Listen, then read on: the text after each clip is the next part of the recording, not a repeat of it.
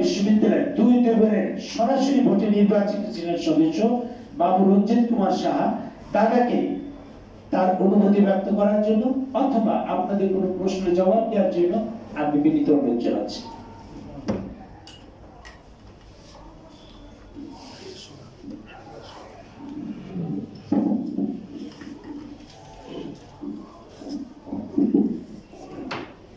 আমি আমার ব্যক্তিগত অনুভূতি এবং দীর্ঘদিনের শিক্ষক আন্দোলন এবং রাষ্ট্র সমাজ দেশ নিয়ে এ পর্যন্ত যতটুকু জেনেছি আপনাদের মাধ্যমে তার উপর শুধু অতি সংক্ষিপ্তভাবে আমার প্রতিক্রিয়াটা ব্যক্ত করব।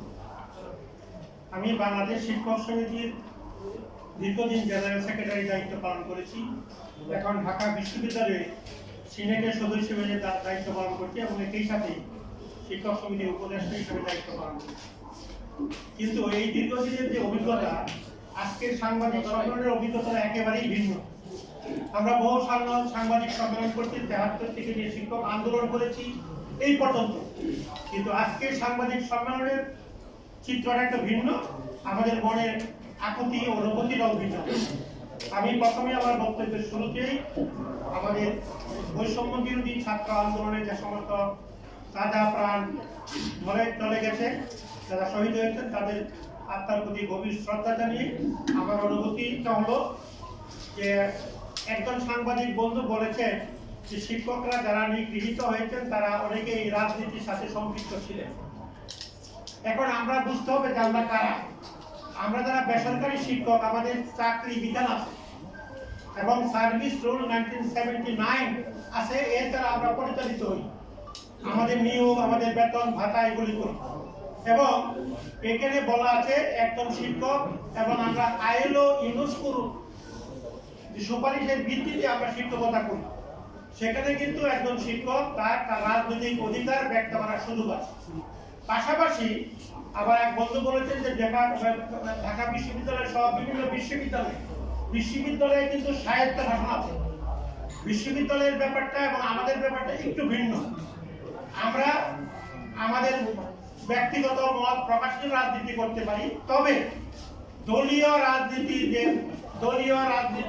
যে বলয় এবং লেজুর ভিত্তি, এটি আমার মনে হয় যে না করাই ভালো আমি মনে করি। এবং শিক্ষক জাতির বিবেক, শিক্ষক মানুষ জাতি বিনির্মাণে শিক্ষকরা ভূমিকা রাখেন। আজকে যে হেনস্থার মাধ্যমে যে ঘটনাগুলি ঘটছে, এটি আমার যে অনুভূতি, আমি সংক্ষেপে যেটা বলতে চাই যে ভবিষ্যৎ শিক্ষা ব্যবস্থা একটা ধ্বংসের একটা ষড়যন্ত্র। এই ষড়যন্ত্র যাতে না হয়, আমি এই না করার জন্য আহ্বান জানাচ্ছি, যাতে অবস্থা সৃষ্টি না হয়। এটি স্বীকার কিন্তু আমরা হব। আমরা যারা এখানে আছি, এই সমাজ, এই দেশ, আমাদের দেশকে এগিয়ে নেওয়ার জন্য যে সকলের সহযোগিতা দরকার, সেই সহযোগিতা আমরা চাচ্ছি শিক্ষকরা। আর আমাদের মাননীয় শিক্ষা উপদেষ্টা মহোদয় কিন্তু আন্তরিকভাবে এটি শিক্ষা ব্যবস্থাকে সুন্দর করার জন্য কিন্তু আন্তরিকভাবে চেষ্টা করতেছেন, তাকে সাধুবাদ জানাই। এবং সাংবাদিক বন্ধুরা কলমের লেখনির মাধ্যমে শিক্ষা ব্যবস্থাটাকে সুন্দর, এবং আমরা চাই যে একটি মানসম্মত দেশ 53 বছর পরে স্বাধীন দেশের শিক্ষা ব্যবস্থা কি হবে এবং শিক্ষক ছাত্রের সম্পর্ক, অভিভাবকের সাথে শিক্ষকদের সম্পর্ক, এগুলি সব নির্ধারিত হবে। পরবর্তী সময়ে আমরা নতুন করে শিক্ষা নীতি আমরা জেনে সাজানো দরকার বলে মনে করি এবং স্বাধীন দেশের উপযোগী মানসম্মত বিশ্বের সাথে তাল মিলিয়ে একটা শিক্ষা ব্যবস্থা করা দরকার। সেই ক্ষেত্রে শিক্ষক শিক্ষার্থীর সম্পর্ক যেন যত তীর না ধরে, এটাও কিন্তু আমাদের একেবারেই খেয়াল রাখা দরকার।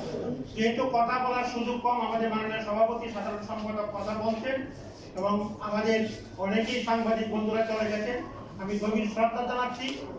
যারা এখানে এসেছেন সাংবাদিক বন্ধুরা, আমরা চাই একটি বৈষম্যহীন সমাজ তৈরি হোক, বৈষম্যহীন শিক্ষার একটা ব্যবস্থা থাকুক, যার মধ্যে শিক্ষক সরকারি বেসরকারি বৈষম্য থাকবে না, ছাত্রও কিন্তু বৈষম্য থাকবে না, মেধার একটি বিকাশ হোক। এটি আমাদের বাংলাদেশ শিক্ষক সমিতি দীর্ঘদিনের একটি প্রতিষ্ঠান, শিক্ষক সংগঠন। 1921 সালে ঢাকা বিশ্ববিদ্যালয়ের জন্ম, একই বছর জন্ম আমাদের প্রিয় সংগঠন বাংলাদেশ শিক্ষক সমিতি। ইতিমধ্যে 7 বছর পেরিয়ে গেছে। আর আমাদের সংগঠনের পরিচয় যে আমরা সব সময় লড়াই সংগ্রামের মাধ্যমে শিক্ষকদের অধিকার, শিক্ষার অধিকার বাস্তবায়নের জন্য কিন্তু আমরা কাজ করি। আমি আর কথা বাড়াতে চাই না, সাংবাদিক বন্ধুদেরকে আমি ধন্যবাদ দিই। আমি আমার পরবর্তী সংক্ষিপ্ত অনুভূতি ব্যক্ত করলাম।